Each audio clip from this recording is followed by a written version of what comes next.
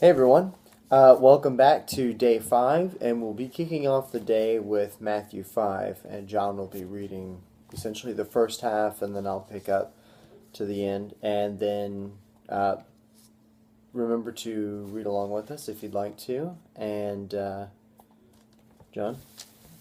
All right. The Sermon on the Mount. One day, as he saw the crowds gathering, Jesus went up on the mountainside and sat down. His disciples gathered around him, and he began to teach them. The Beatitudes. God blesses those who are poor and realize their need for him, for the kingdom of heaven is theirs. God blesses those who mourn, for they will be comforted. God blesses those who are humble, for they will inherit the whole earth. God blesses those who hunger and thirst for justice, for they will be satisfied. God blesses those who are merciful, for they will be shown mercy. God blesses those whose hearts are pure, for they will see God. God blesses those who work for peace, for they will be called the children of God. God blesses those who are persecuted for doing right, for the kingdom of heaven is theirs. God blesses you when people mock you and persecute you and lie about you and say all sorts of evil things against you because you are my followers. Be happy about it. Be very glad, for a great reward awaits you in heaven. And remember, the ancient prophets were persecuted in the same way.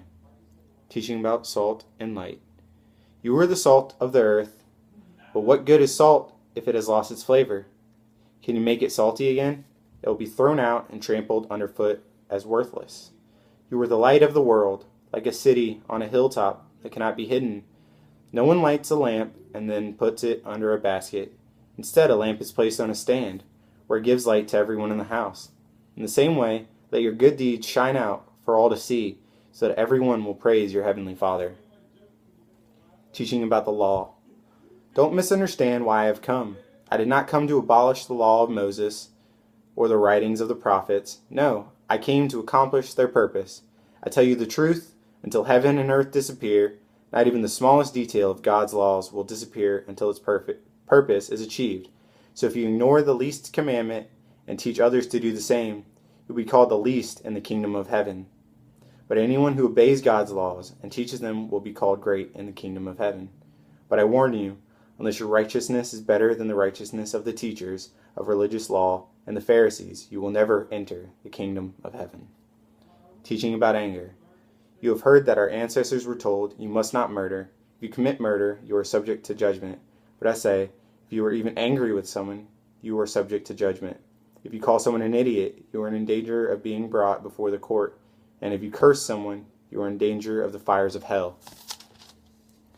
So if you are presenting a sacrifice at the altar in the temple and you suddenly remember that someone has something against you, leave your sacrifice there at the altar. Go and be reconciled to that person. Then come and offer your sacrifice to God.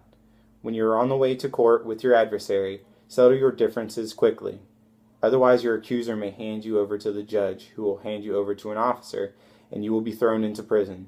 And if that happens, you surely won't be free again until you have paid the last penny. Teaching about adultery. You've heard the commandment that says you must not commit adultery, but I say anyone who even looks at a woman with lust has already committed adultery with her in his heart. So if your eye, even your good eye, causes you to lust, gouge it out and throw it away.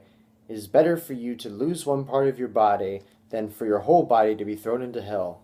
And if your hand, even your stronger hand, causes you to sin, cut it off and throw it away.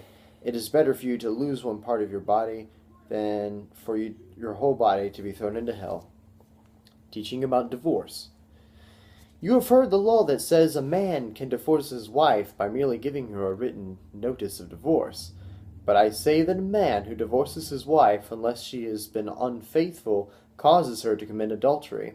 And anyone who marries a divorced woman also commits adultery. Teaching about vows. You have also heard that our ancestors were told, you must not break your vows, you must carry out the vows you make to the Lord. But I say, do not make any vows, do not say, by heaven, because heaven is God's throne. And do not say, by the earth, because the earth is his footstool. And do not say, by Jerusalem, for Jerusalem is the city of the great king. Do not even say, by my head, for you can't turn one hair white or black. Just say a simple yes I will or no I won't. Anything beyond this is from the evil one. Teaching about revenge. You have heard the law that says punishment must match the injury, an eye for an eye and a tooth for a tooth. But I say, do not resist an evil person. If someone slaps you on the right cheek, offer the other cheek also. If you are sued in court and your shirt is taken from you, give your coat too. If a soldier demands that you carry his gear for a mile, carry it 2 miles. Give to those who ask, and don't turn away from those who want to borrow. Teaching about love for enemies. You have heard the law that says, love your neighbor and hate your enemy. But I say, love your enemies, pray for those who persecute you. In that way you will be acting as true children of your Father in heaven. For he gives his sunlight to both the evil and the good, and he sends rain on the just and the unjust alike. If you love only those who love you, what reward is there for that? Even corrupt tax collectors do that much. If you are kind only to your friends, how are you different from anyone else? Even pagans do that. But you are to be perfect, even as your Father in heaven is perfect. Alright, I just wanted to change things up for this one. I just wanted to do a little discussion with Nolan about what we just read, because I thought that was a pretty interesting verse, Matthew 5. And I just thought that the part about teaching about revenge and teaching about anger was pretty intense, because, saying that even if you call someone an idiot, that, that's, you can be brought to judgment. That I think that a lot of people, myself included, that we can all work on that type of behavior. Then teaching about revenge, that, people say an eye for an eye and a tooth for a tooth, but, saying that if you get your shirt taken, to even give your coat, that's just, it's interesting to kind of, think about it that way. I've never really thought about that. It teaches a good lesson that, even if you get something taken away, you don't have to search for revenge or anything like that, It's true. Just, I don't know. I don't know. I just thought that was a really good one. Were there any ones that you thought? Because teaching about vows, actually, where they say, like, don't do something in the name of heaven or earth or Jerusalem or by my head. Just say, yes, I will or no, I won't.